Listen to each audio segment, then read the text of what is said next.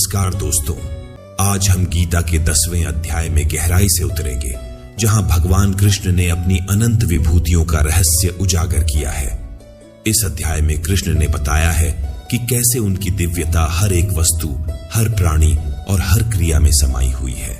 जानिए कैसे कृष्ण की शक्तियां और गुण हमारे चारों ओर मौजूद हैं और कैसे हर अनुभव, हर घटना में कृष्ण का अद्वितीय रूप प्रकट होता है। इस रहस्य को जानने के लिए वीडियो को पूरा देखें, लाइक और सब्सक्राइब करना न भूलें। आदित्यानामहं विष्णुर्ज्योतिषां रविरंशुमान् मरीचिर्मरुतामस्मि नक्षत्राणामहं शशि। अदिति ऋषि कश्यप की पत्नी थीं और उनके 12 पुत्र थे, जिन्हें देवता भी कहा जाता है। कृष्ण कहते हैं कि अदिति के 12 पुत्रों में वे स्वयं विष्णु हैं। सभी ज्योतियों में कृष्ण सूर्य की किरणों के समान हैं। कृष्ण 49 वायु देवताओं का तेज है और नक्षत्रों का अधिपति चंद्रमा भी है। यहां कृष्ण अपनी महिमा और विराट स्वरूप को उजागर कर रहे हैं। दोस्तों, बातों की परिभाषा से परे जाकर उनके अंदर छुपे तत्व और गहरी बात को समझिए। सभी ज्योतियों में जो सूर्य है वह कृष्ण है। क्या आप किसी अन्य ज्योति को जानते हैं जो सूर्य से अधिक तेज हो? वेदानां सामवेदोस्मि देवानामस्मि वासवः इंद्रियाणां मनश्चास्मि भूतानामस्मि चेतना। कृष्ण अपने को वेदों में सामवेद बताते हैं। सभी 4 वेदों में कृष्ण ने खुद को सामवेद के रूप में प्रस्तुत किया है। जितने भी देव हैं उनमें वह इंद्र हैं। हमारी 5 इंद्रियों में कृष्ण मन है। मन को जीतने पर इंद्रियों को वश में करना आसान हो जाता है। इसलिए कृष्ण हमेशा मन पर विजय प्राप्त करने की बात करते हैं। इसके अलावा सभी प्राणियों की चेतना यानी उनकी जीवन शक्ति जो उन्हें जीवित रखती है, वह चेतना भी कृष्ण ही है।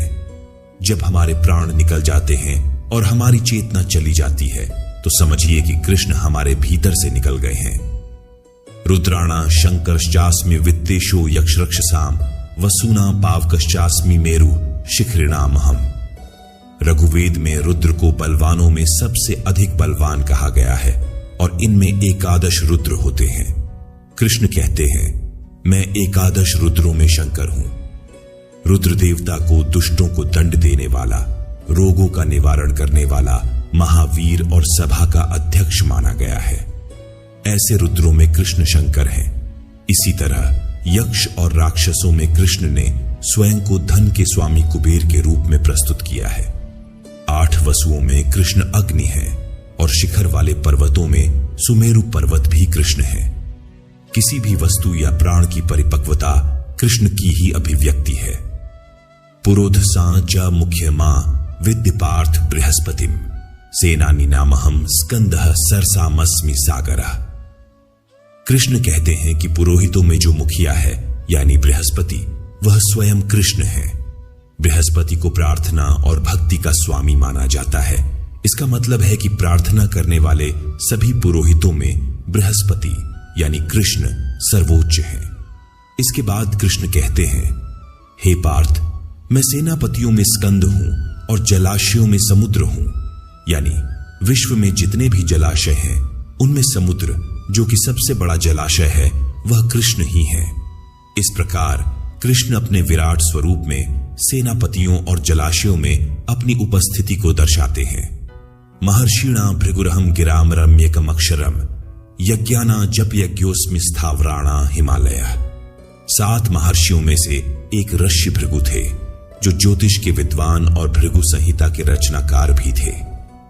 कृष्ण कहते हैं कि महर्षियों में भृगु स्वयं वे हैं।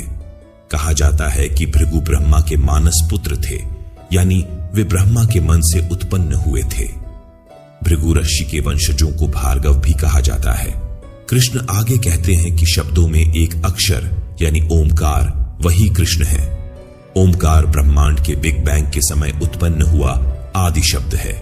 इसी प्रकार सभी यज्ञों में कृष्ण जप यज्ञ हैं और स्थिर रहने वालों में हिमालय पर्वत है।